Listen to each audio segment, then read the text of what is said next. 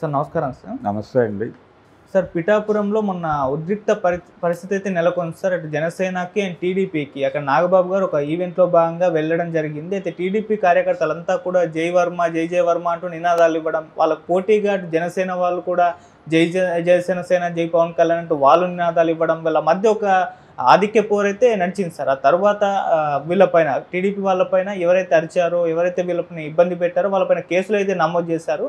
Case పెట్టింది నాగబాబు అనే ఒక వ్యక్తి అని సాక్షి మీడియా పెద్దగా ప్రచారం అయితే చేసింది. అంటే కొణిదెల నాగబాబే పెట్టించాడని చెప్పేసి ఆ తర్వాత వాళ్ళు క్లారిటీ ఇచ్చే ప్రయత్నం చేశారు. ఇది జనసేన కార్యకర్త నాగబాబు పెట్టాడని చెప్పేసి. కానీ ఏం జరుగుతుంది ఆ పిఠాపురంలో అని చూస్తే సార్, అక్కడ వర్మగా ఉన్నారు కదా, ఆయన లేకుండా ఉంటేనే అక్కడ కంచుకోటగా పవన్ కళ్యాణ్ గారికి అది మారుతుంది, ఆయన ఉండుంటే ఆయన పోటీ వీళ్ళిద్దరి మధ్య ఉంటుంది అన్నట్టుగానే ప్రవర్తిస్తున్నారు. అందుకే జనసేన వర్మను లేకుండా చేద్దామనే ప్లాన్లో భాగంగా ఇదంతా చేస్తున్నారు అంటున్నారు. మరి ఏం జరుగుతుంది పిఠాపురంలో, దీనికి సంబంధించి మీరేం చెప్తారు సార్? పిఠాపురంలో ఆధిపత్య పోరు అనేది ప్రొజెక్ట్ చేయటం ప్రతిపక్షానికి అవసరం. ఓకే, వాళ్ళు అందులో భాగంగానే అక్కడ ఒక వైరుధ్యం ఉంది అనేది ప్రచారం చేస్తున్నారు. వైరుధ్యం ఉండొచ్చు కూడా, ఎందుకంటే వర్మ తన ఉనికిని తాను కాపాడుకోవాల్సినటువంటి అవసరం ఉంది అక్కడ. లేదు, ఆయన వేరే నియోజకవర్గం వెతుక్కుని అయినా వెళ్ళిపోవాలి. ఆయన వెళ్ళిపోవట్లేదు, అక్కడే ఉన్నాడు. అక్కడే ఉండి నెక్స్ట్ టైం తానే నిలబడతాను అన్నటువంటి ప్రొజెక్షన్ ఇస్తున్నాడు ఆయన. తాను త్యాగం చేసిన దానికి ఏదైనా గుర్తింపు ఉండాలని కూడా కోరుకుంటున్నాడు. ఆ గుర్తింపు కేవలం తెలుగుదేశం పార్టీ నాయకత్వం నుంచే కాదు, తను ఫెసిలిటేట్ చేసినటువంటి జనసేన పార్టీ నుంచి కూడా ఆ రెస్పెక్ట్ని ఆయన ఎక్స్పెక్ట్ చేస్తున్నాడు. ఆయన ఎక్స్పెక్ట్ చేసినటువంటి రెస్పెక్ట్ దక్కకపోతే ఆయన కొంచెం బాధపడి ఆ బాధలో ఏదైనా అటు ఇటు తుళ్ళే అవకాశం కూడా కలదు. అందుకని అయితే ఇప్పుడు ఏంటి ఆప్షను, ఆయన ఎక్కడికి పోలేడు. వర్మ ఒకవేళ తెలుగుదేశం పార్టీని వీడితే ఎక్కడికి వెళ్తాడు? జనసేనలోకి రాలేడు. ఎలాగో అతని జీవితానికి విలన్ జనసేనే అనుకుంటే ఆల్టర్నేటివ్ ఇంకేముంది, వైసీపీ ఉంది. వైసీపీలోకి పోలేడు కదా.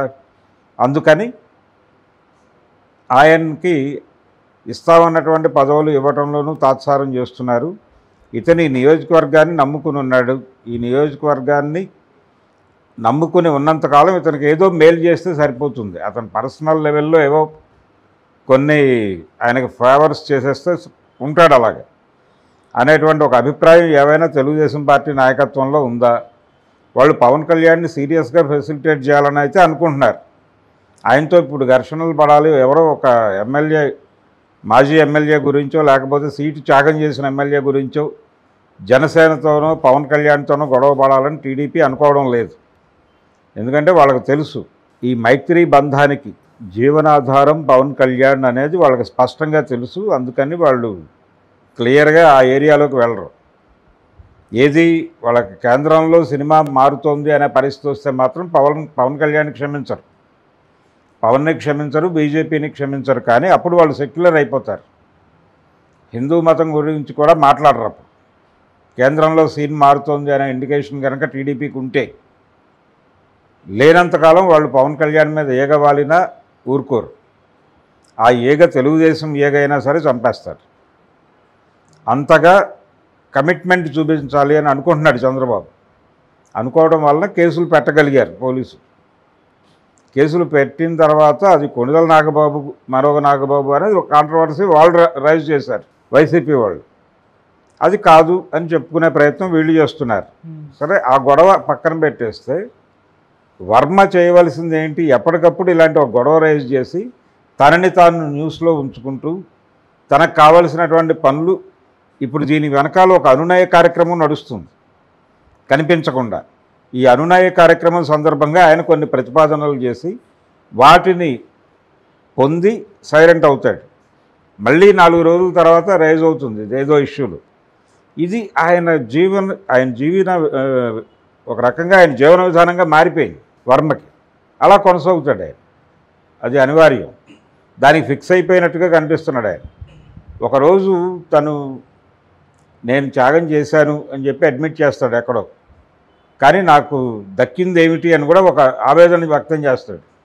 వెరీ నెక్స్ట్ డే ఆయన ఎవరో రోడ్డు మీద వెళ్తున్నటువంటి ఒక అమ్మాయిని పలకరిస్తాడు. ఏమమ్మా ఎలా ఉంది అని. ఈయన కారులో ఉంటాడు. ఏదో అయ్యగారు ఇలా బతికేస్తున్నాం, మీరు లేరు కదా అంటున్నామని. లేకుండా ఎక్కడున్నానమ్మా, ఇక్కడే ఉన్నాను కదా, గెలిచింది పవన్ కళ్యాణ్ గారైనా మన నాయకుడే కదా, నేను ఉన్నాను కదా, మీకు ఆయనకి మధ్య ఏదైనా ఉంటే నాకు చెప్పుకోండి అని మాట్లాడతాడు. అదంతా వీడియో షూట్ అయి బయటకు వస్తుంది. చూస్తున్నాం ఆ వీడియోలన్నీ సోషల్ మీడియాలో. సో తన ప్రజెన్స్, తన ఉనికి చాలా ప్రాధాన్యత సంతరించుకుని ఉంది ఇక్కడ. పిఠాపురం అంటే వర్మది అనేది ఎప్పటికప్పుడు నిరంతరం ప్రజల మనసుల్లో ఉండటానికి ఆయన విపరీతంగా పాకులాడుతున్నాడు అనేది వాస్తవం. తద్వారా ఏంటంటే ఎప్పటికప్పుడు తనని లైమ్ లైట్లో ఉంచుకొని తనకు కావలసినటువంటి పనులు సానుకూలపరుచుకుంటూ తన ఉనికిని కాపాడుకోవడంలో భాగంగా ఆయన అప్పుడప్పుడు కొంచెం అగ్రెసివ్గా కూడా వ్యవహరిస్తున్నాడు. ఈ కథ వాళ్ళకి తెలుసు, జనసేనకు కూడా తెలుసు. అందుకని జనసేన అధినాయకుడు మాట్లాడాల్సి వస్తే వర్మ గారికి అన్నీ తెలుసు, ఆయన ఎలా చేయాలో ఆయనకి తెలుసు, ఆయన ఏం చేసినా అందరి మంచి కోసమే చేస్తాడు. ఇలాంటి జనరల్ స్టేట్మెంట్ ఏదో ఇస్తాడు ఆయన. గతంలో కూడా ఒకసారి వర్మ గారికి ఏదో కొంచెం అలకలో ఉన్నట్టున్నాడు అని ఎవరో అంటే చీచి ఆయన అలకలో ఉండటం ఏంటి, ఆయన నాకు మార్గదర్శి, క్రాంతదర్శి ఇలా ఏవో మాట్లాడాడు ఆయన. విచిత్రమైన స్టేట్మెంట్లు పవన్ కళ్యాణ్. అదే జరుగుతుంది, అంతకు మించి ఏం లేదు. వర్మ తన ఉనికిని నిలబెట్టుకోవడానికి పడుతున్న కసరత్తు ఇదంతా. ఉనికిని నిలబెట్టుకోవడంతో పాటు దీనికి ఎక్స్టెన్షన్ కోరుకుంటున్నాడు ఆయన. ఒకవేళ పిఠాపురం నియోజకవర్గం నీకు చోటు లేదు అని కనుక నిర్ధారిస్తే అప్పుడు తనకి ఏం కావాలి అనేది అడిగి దానికి సానుకూల పరిస్థితులు కల్పిస్తే చాలు నాయకత్వం అని అనుకుంటున్నాడు ఆయన. అది సానుకూల పరిస్థితే ఉంటాడు, లేకపోయినా ఉండక తప్పని భరిస్తే ఆయన.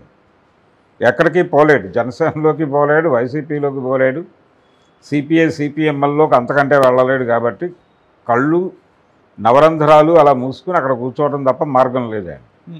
కాకపోతే అప్పుడప్పుడు అలా రైజ్ అవ్వకపోతే తనకు వచ్చేవి కూడా రావు. ఆ వచ్చేవి రాబట్టుకోవడం కోసం పడుతున్న తిప్పల్లా కనిపిస్తోంది.